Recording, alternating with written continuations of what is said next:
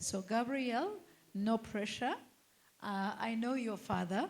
I know your dad. He's a wonderful father, um, great leader, but also very much involved. From your experience, can you tell us first about growing up with a good and present father that really is still present in your life and leadership? So, how it was for you, if we can start with that, and then how it has positively impacted you in your current role as a leader helping other leaders, and also as a young father of two. Okay, thank you very much. Yes, my name is Gabriel. As mentioned, I'm one of the co-founders of a company called BAG, BAG, and a father of two young girls who's 1 year old and 3 years old, and married to my wife since 4 years back now. And yeah, I have been in Rwanda for the last almost 10 years now, running various types of businesses in education, agriculture, and real estate investment. But my focus has been in education. I'm also one of the partners with the MasterCard program, so I think the scholars probably recognize me from some of our activities with them as well. My dad is my biggest role model. I grew up in a Christian household in Sweden, which is quite unique because Sweden is one of the most atheist countries in the world, actually. And we grew up as a Christian family, and my dad has always been my role model. And we've had a very stable household, and both our parents have been entrepreneurs and leaders in their communities. And for us, that has made a massive difference. It's made the difference of confidence since we were very young. The ability to lead came quite naturally. The ability to be confident in your decisions came quite naturally, and taking the right decisions. And I think that's something that really comes from great parenting, is confidence in yourself and confidence in your actions and your decisions. And I think the thing that my dad has inspired me to do, he's also an entrepreneur, is going into entrepreneurship. And that is one of the scariest things you can do because it's uncertain grounds. You're not sure if you're going to succeed or not. But having people behind you in your corner, and the first person that is in your corner should obviously be your mom and dad.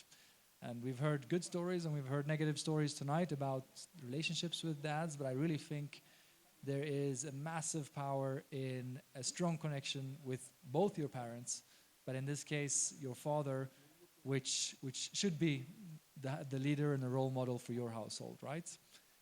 So for me, it's really done the world. I wouldn't be in Rwanda if it wasn't for my dad. I wouldn't be an entrepreneur, and I wouldn't have the lifestyle that I have today or the successes without seeing someone my whole life up until today that I see as a role model that I strive to become like. And that's really, truly what I believe is the role of a father in a household. Is that a... Yes. So what you are saying is because you had a fantastic relationship with your dad when growing up, your confidence level went to the level where you can be anything, you can do whatever you want, and to the point of leaving Sweden to follow his entrepreneurial journey. And thanks to him, and we thank him that you are here in Rwanda because we know you are doing a great, great work within the ecosystem of technology. Awesome. So now that is your upbringing. With that great role model, you now are a father. Can you walk us through the journey of being married? You're married to a Rwandan woman, is that correct? So there is that aspect of multicultural, different continents, different race, but both Christians, I know. There is that common sense of values. How has it been for you starting up a family and being a father of a different gender? So the two are still young, but girls, not boys. How has the experience been for you today? It's been amazing. The biggest shock for me becoming a parent is growing up in a very comfortable household and with a lot of self-confidence. There was nothing really in the world that could hurt me, nothing could injure me, nothing could really destroy my self-confidence. I knew who I was, and I knew where I was going, and I had 100% control of that. Then falling in love, obviously, you start sharing your heart with someone else, but it wasn't until I got my first daughter that I felt like my heart was outside of my body, and now anyone could really injure that, right? Before I could protect it, and it was mine and my wife's. But as soon as I got that kid, the first daughter, I every day feel like my heart is outside of my body, meaning I'm not in 100% control of this, right? And I'm now much more vulnerable. And for me, that is a fact of experience, a love that everyone will tell you, but no one will really understand it until you become a parent, is that it's an unconditional love. It's a love that goes beyond borders. And for me, it's really changed my whole view of life and the purpose of life and what I want to do with my life. And I live with now 2 young girls and my wife and my nanny and my maid. I think we are seven girls in my household and just me as a man. So I'm a minority in my household, but I really love it. I wouldn't change a thing. For me, it's the biggest blessing you can have in the world, and also the best stress management pill you can have in the world. If you have stress or anxiety, you come and you go pick your kid from school and you'll forget about everything else. So for me, it's really it's a blessing beyond borders. That's powerful. So that innocent, that pure look in your children's eye really balances a few things, yes. So one last question to you, and then we'll go to Richard before we open up for Q&A, because I know there will be questions. For the younger ones who wish to become fathers or mothers or parents, what advice would you give to the current generation with regards to being married and also to having your children while juggling your career? I know you have a lot of businesses and your father's initiatives. What can you say to someone in the room that really wants to be where you are, or father? Yeah, that's a good question. I would say an extremely important thing is to decide with a lot of care and a lot of thought who is going to be your partner for life. I see more young people, especially Christian young people, deciding to get married after 6 months, 1 year, or 1.5 years of dating. And for me, you only scratch the surface of who your friend or partner is after 1 year. And I really would advise you to get to know the person that you potentially intend to marry, to get to know them in depth before taking any decision whatsoever. Not being blinded by that person having money or a career or having success, but really looking at the key factors, which is this person the type of mother that I want to have for my kids? Is this person a type of father that I would want to have for my kids? And being able to answer that, and is this a person that I would be able to love 50 years from now, not just the first 3 years of marriage? Because we see, even in Rwanda, too many kids getting married in a young age, and then after 3 to 5 years, getting a divorce. And it's one of the most important decisions you will take in your life, because the right life partner will make you an excellent dad. But the wrong life partner will make you a dad that struggles. So really take into consideration who you marry, and it's one of your biggest investments and most important investments you will do for the rest of your life. So make sure you choose carefully. Wow. I think we can clap for that powerful advice. And I guess that's relevant not just for the youth, but generally, not to rush into making life-impacting decisions such as this that actually create more life in addition to the two partners. Thank you so much for that. I'm sure we will come back to your positive story with the Q&A. Let's go to Richard. Richard, I know that's his story of triumph, and your story may have a little bit of trauma, but you managed to turn it around. In brief, can you tell us a little bit about how you overcame fatherlessness and now you are a father yourself? Thank you, Milay. Good evening to you all. My name is Richard Mujisha, and I work with the PwC Rwanda as Human Capital Business Partner. I'm a father of 3 girls. The firstborn has 7, and then the secondborn, they are twins. They have 6. So you can imagine the difference of 1 year. It's a little bit tricky, but it's natural. My journey is not so much different from what some of us went through. I was born by a guerrilla woman, a soldier, whom I didn't see even a single day physically. You know how those people, they are the nature of their work. I didn't see him even a single day, but he was a guerrilla man. And then, in fact, he didn't even see me physically. And my mom, what I've heard, as she didn't know she was pregnant, then she got married to another man. So I was born in another man's house. When I was born, so the guy wasn't good to me. When I was 1 year, that's what I'm told, my grandmom, Patan side, heard about the story of how the child is living, and then she picked me from the other family back home. So you see, with that, you haven't even, at the age of 1, you haven't recognized yet your mom, like you still a toddler in a simple way. So I didn't relate with my mom until the first time to see my mom now physically, that is when I was in senior 1, you can imagine. So I didn't have the relationship with my dad, and also the relationship with my mom. So, but thank God, as the people at home were not bad as such, as they took me as their child. But the impact of this, as it had some impact with me. I remember when I grew up in a family of teachers.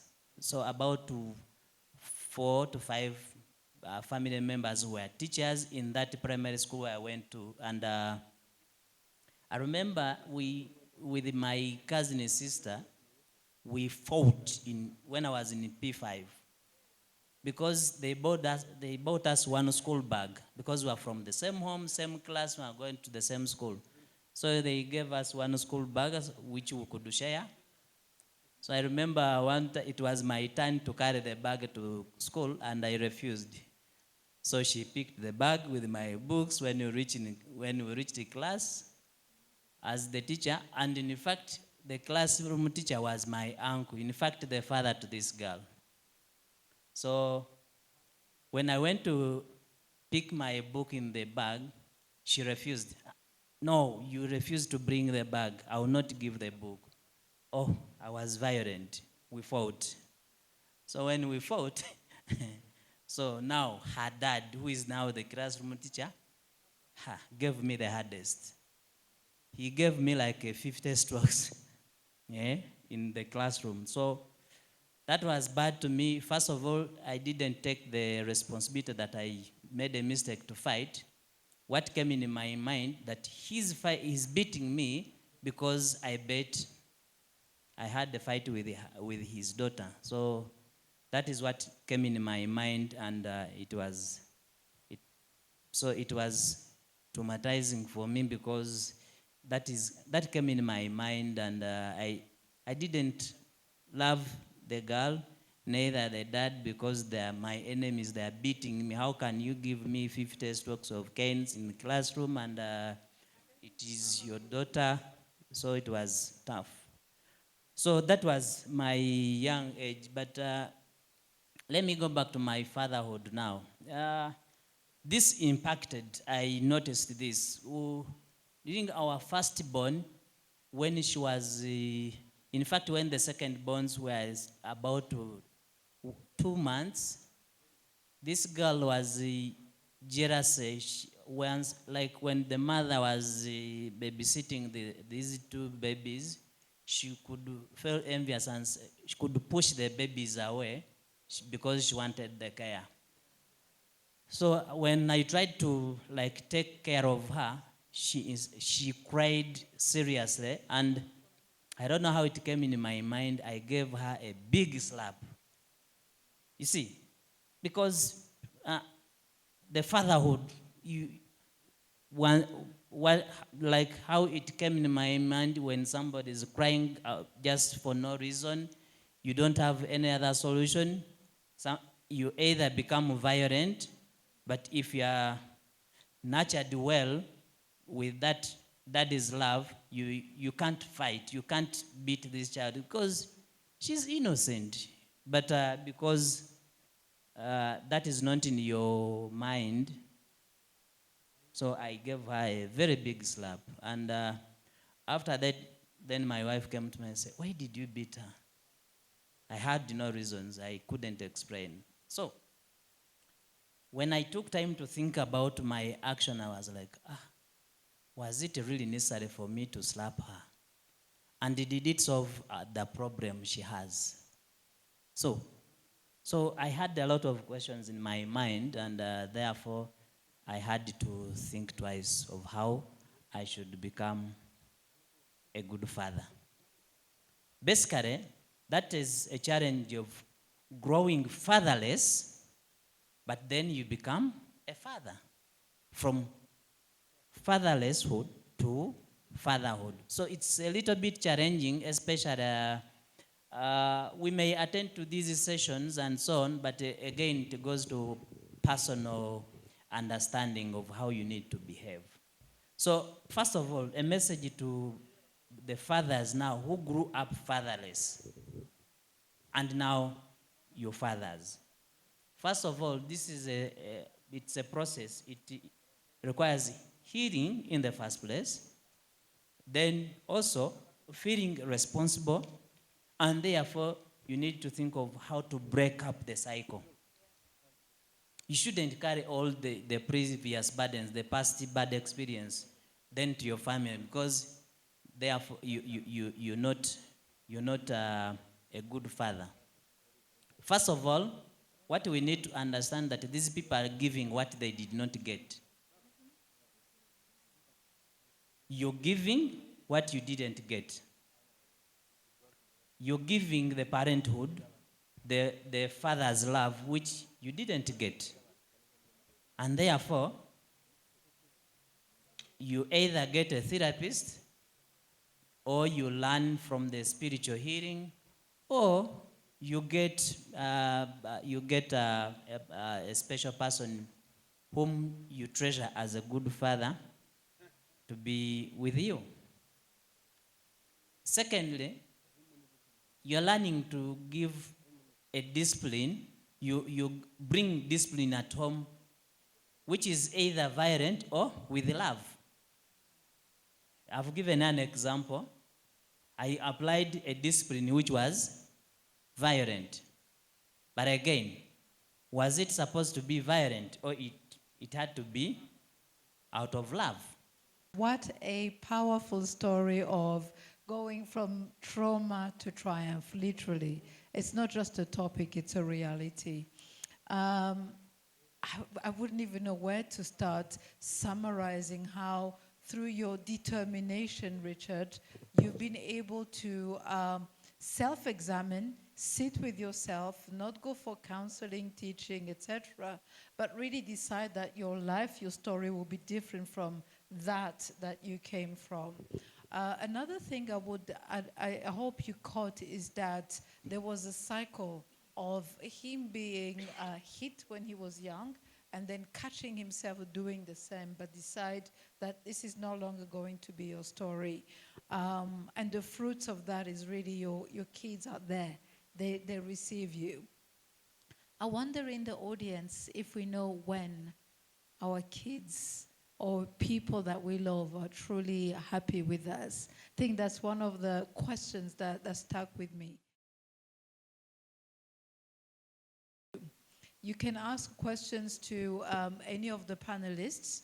We'll certainly have a lot of questions from the youth, but also gentlemen and ladies. I know that when we give, we receive. I know for sure that knowledge, experience sharing has kind of sparked a few things to you, even as experienced as you are. So we can maybe take one or two questions from the experienced one, but let's first take 3 questions maximum from the youth.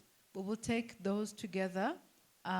You will say your name, what you study, and who you addressed your question to, and then we will combine them. Thank you. My name is Ineza Raisi. I am currently studying in University of Rwanda College of Science and Technology. I'm studying material science. My question goes to Richard. What's the character you had when before being a father that changed after being a father? Okay. The second question I had, as young generation, because of high rate of divorce, which we are hearing here outside, many of us are afraid of being married.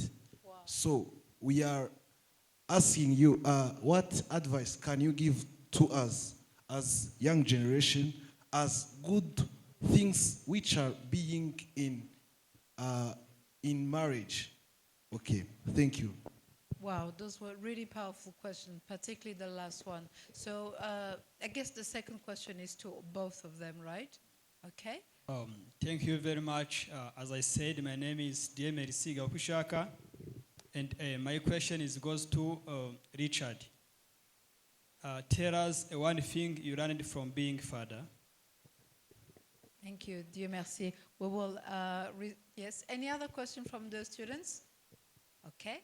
If no questions, can we have from the mature or comments? Yes. I'm Sam Barije. I'm CPD certified, but young one, I think 1 year, from Kola Coaching Academy. And your line of work? The line of work, I work in the Ministry of Environment, in IT division, and I'm happy to be with you. I'm a father. So my question goes to Gabriel. In the situation of being a good father, first of all, I thank you. You being confident in a family, that's a good attitude. Well done. But being a good father, what do you do when you find that you and your partner, I think you remember a story of a rabbit and a duck looking to see one thing in a different ways. So if you find that you look at things in 2 different ways, you and your partner, what do you do? As an advice, because most of the issue that is in societies now, people look at one thing, but they have different perspectives. So if they don't agree with themselves, they fail to accept the challenge, then they go apart. That's what happens. So what do you do? Called Gad Karangwa, and I'm a civil servant, specifically in the Ministry of ICT and Innovation. And I think my question will be addressed by either of the panelists. But I want to thank them. As we all are aware, across the globe today, some of the youth have taken diversion, not taking as exemplary like Gabriel, like how your dad became a role model. So today, most of the youth across the globe have taken that diversion, not taking example of their dad. Some have become drunkards, others have taken marijuana, whatever. So what would be the advice they use today? Thank you. Thank you very much, Boniface. Mine is not a question, just to bring a different perspective or make a quick comment. Yes. I realize Gabriel and my brother Mugisha, their kids are between 2 and 6. My last born is 23, my firstborn is 28. And so I have a different perspective. And one of the things I've learned is you need to have a personalized relationship with each because they are different. In fact, nowadays the girls are becoming more assertive and they know what they want. Both of them have finished, have graduated from university, so they are grown-ups. My son is working. My daughter is taking a master's, and they actually know what they want. So I realize I have to create time for each of them to talk to them on a personal level. Sometimes actually they want to talk to me when no one else is there, not even their mom. And for a while I did not notice that until they started flying to Kigali, each at their own time, just to talk to me. And this is a message they sent to me. My son was the first one to send in 0035, like 35 minutes past midnight. I think he was just waiting for the day to cross. Happy Father's Day, Dad. We love you to the fullest. You are just the best. That was my... Then my wife followed at 5 in the morning. Happy Father's Day to the father of the house. We celebrate you and pray long life to you as you continue doing good to humanity. Amen. You are loved by us totally. Baraka Tele. Then my daughter in the morning at 7, Happy Father's Day. Thank you for always being there and supporting us in every way you can. May God bless you abundantly and may you never lack. We love you very much. Wow. To the scholars, this means the world to me. We could say anything, we could do anything, but when you get these messages, like I think Richard tried to say how you can get to know whether they appreciate you, this is it. This is what keeps us awake in the morning. We don't sleep. We work throughout on Saturdays and Sundays. And so I just wanted to bring that perspective where we need to engage with each, whether the girls, the boys, and everybody. And my responsibility is a bit more. Mireille knows. I've been the president of Kenyan community in Rwanda for 10 years. So they are all my kids. And they come to me when things are tough. And I have about 8,500 of them. So you can imagine what I go through dealing with these things. So thank you very much. My name is Alain Jules. I work in the same line as Richard, Human Resources. That's actually my mom who just gave a testimony. Whoa, whoa. Yeah. So I think he brought up a good point because they have young ones, but maybe for the future they're looking at what they will be when they grow up, because you never realize you have a problem not having a father around until you have to compare yourself with your peers. Now you see that maybe your character has lacked something. But again, your father does not sleep with you, or he doesn't spend much time with you, but he leads with the examples. So I would want to know, like, what are the 3 traits? Maybe Ada Gabriel can answer this one. 3 traits that you needed to have, you as a father, that if you're leading by example, you would want your son to take it up from you. Can you give yourselves a round of applause? Let's start with the comments from Dr. Boniface. Thank you. Thank you for sharing that perspective as a father of grown-up, basically the same age as the students. That was really powerful, and sharing that personal message, because sometimes we work and we have seen there's a common thread that we work to provide. But when you get that fantastic feedback, even once a year, it makes up for everything. So thank you so much for sharing that. And for everyone asking questions, Who do we start with? They were actually quite balanced. Let's start with, I am biased, whoever is next to me.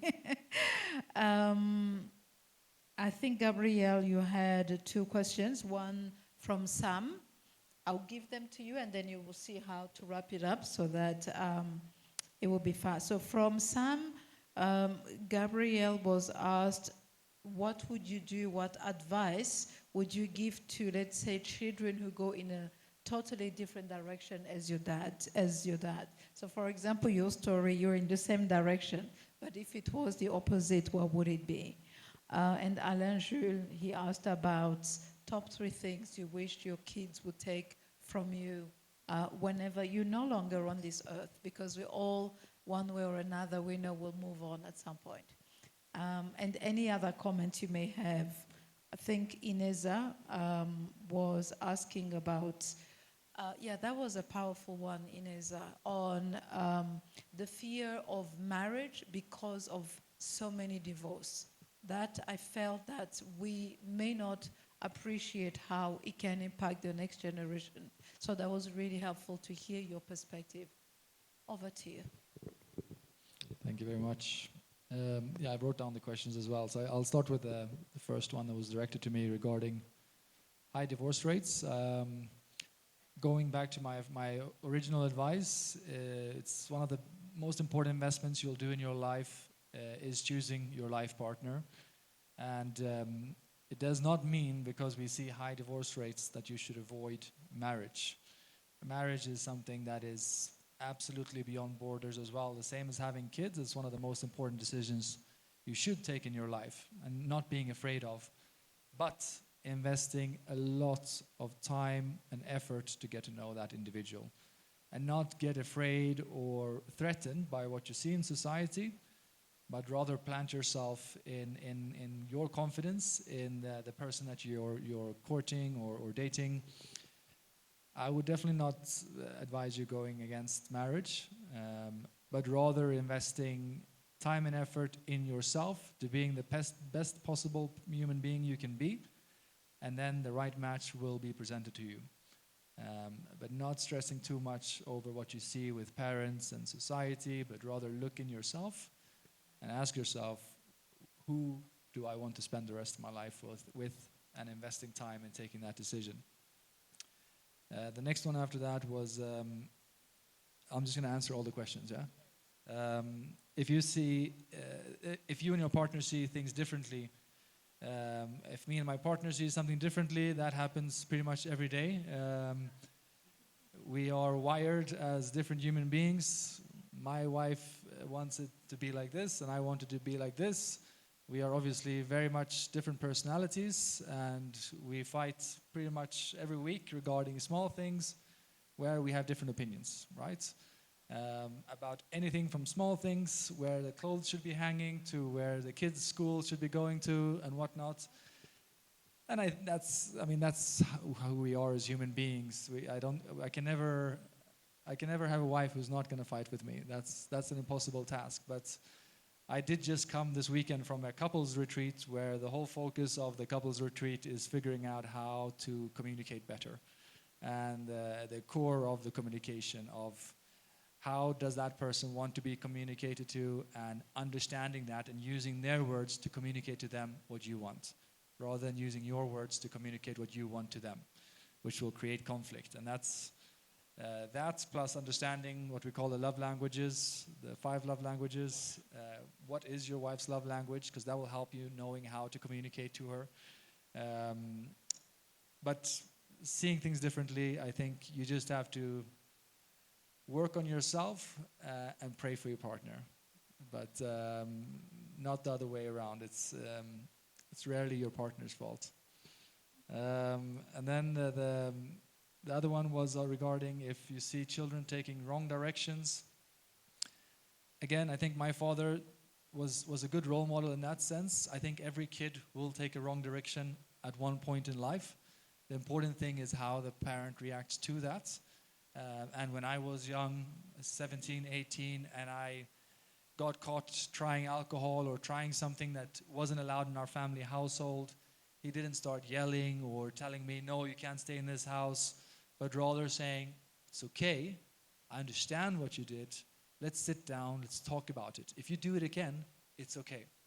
But this is what happens if you do it for too much. This is what happens if you overuse it, if you do it in excess. So they created a culture in my household where I was never afraid to come and tell my parents my biggest mistake. But as soon as a kid is afraid of telling their parents what they've done, they will create a disconnect between the parents, and it will become worse, the type of reaction that they have in terms of the negative things that they do. And quickly on the 3 traits of fatherhood that I wish my kid will have. Number 1 is what I had growing up is if anyone comes to me and tells me that I'm not good enough, I could not care less, because I know I have my parents, I know I have my family, I know I have my faith and my roots. No one can tell me that I'm good enough, and I would believe them. And I want my daughters to grow up the exact same way I do. I know for a fact that my daughters will never see an Instagram comment on their Instagram telling them that they're ugly, and they will think, oh, I'm actually ugly. Because their self-confidence doesn't lie within me or with that comment, it lies within them. And that comes from having a plant in your family household of confidence, love, and community. And that is something that is number 1 for my kids, is they have to believe in themselves, know who they are, and they have to be planted. If you are planted, nothing can stop you. Other traits, I would say, is the ability to take what you want in life, which goes back to confidence as well, but being able to strive to having the confidence of really achieving your passion. It's a very few percentage of us who, and I would say less than 10%, who really passionately strive for what they want to do in life and what their gift is actually, and using that gift to become successful in that industry. Most of us follow what society tells us to do. And then other traits that I wish she would have is family loving, I think, is very important. And again, even if you have a good upbringing or a bad upbringing, and luckily with daughters it's better because they're better at holding the family together, but making sure that you are a piece of it and also equally responsible as the parents to keep the family together. And investing into the family is something that's going to pay off for the rest of your life. Thank you for that. We can clap for him. Okay. As we draw to a close, there were questions for you, Richard, as well. I know you've taken note, but Ineza asked about a character, anything that has to do with the character as a result of not growing up with a dad, but that needs to change. Maybe an aspect of character. And by that, I guess, there may be some anger other than resentment, or how you deal with people, how you are with people. I think that was around that. Dieu Merci, I think, asked more or less around your experience, which you shared, and any other advice that you may have. If you wish to pitch in on the fear of marriage because of high divorce rate, you can do the same. Thank you. All right. Thank you, Mile. Thank you, Gabriel. As we are here, we are also learning from each other. I'm picking a lot from Gabriel and the audience, Boniface. First of all, to answer Ineza's question, the first one about character, I'm happy that when I was growing up, they told me about the good behaviors, how my dad behaved. Yeah, he wasn't a bad man. He was a very good man. So they told me the positive, the good side of him. I would tell you, I'm not scared of telling you when I was born. I was born in 1986. And then he died in 1987. So you can see how many years I've been surviving without him. But they told me the good side of him, how he helped people to through the war period. So, and then people start, like when I was young, they told me orphan, there's that local name they use. I grew up in Uganda, and they had that, there is that, their terminology they call for orphans. So somebody told me that for an orphan to be successful, you just need to know who you are and look at how you need to survive in the world and the orphan, the life of being an orphan. So that pushed me. First of all, the characters, I felt that I needed to self-survive. I needed to self-survive. Whatever comes to me, I need to find solutions myself. Therefore, any problem that came to me before I go to another person, I had to start with myself. So that is how I grew up. I grew up like struggling to survive on my own, though there are some other people to support me. So, and that is how even that one is still driving me. If in my home, if I get into a problem, I begin with myself. I go to another person once I feel like I can't find solution myself. So you need, and you see the example I gave you of fighting with my cousin and sister. I was like defending myself.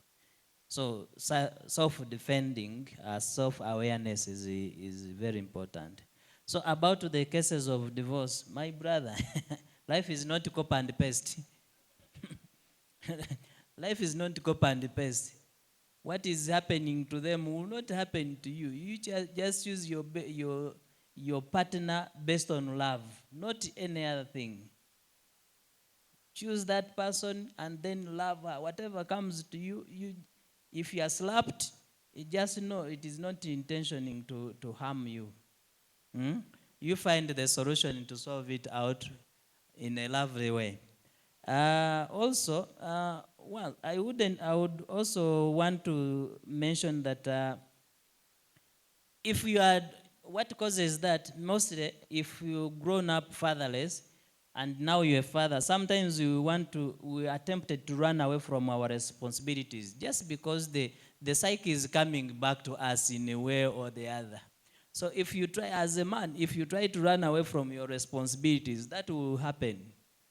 So therefore, we need to accept our responsibilities, not to be driven. And also, I would say that you don't need to have a perfect past to be a powerful father. You don't need to. You don't need to have a perfect past to be a powerful father. No.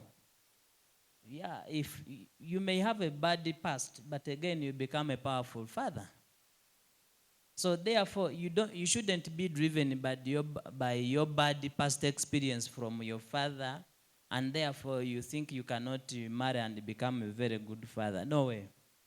So you don't need to have a perfect past so that you don't think you needed to have a very good father for you to be a good father. It is just looking at yourself. Love your family, love your wife, let your family be the first priority in whatever you're doing. And therefore, like Boniface mentioned, read the messages, and by that, for me, I did not give it the highest pressure that it is Father's Day, not until I woke up in the morning and I looked at my wife's WhatsApp status. She didn't tell it to me, but she put it on her WhatsApp profile. And then she said,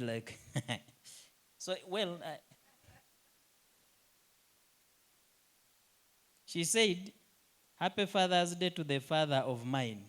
We are proud of you every day." There's this Nyarwanda terminology she used. Uri nkuru nzavuga iteka. Now, wow, we can clap for her. How do you want to prove that you're a good father beyond these messages? When did I become her father in the first place? Did I tell her that I'm your father? So she found that in me. And therefore, you struggle that people see that you are the father. Thank you so much.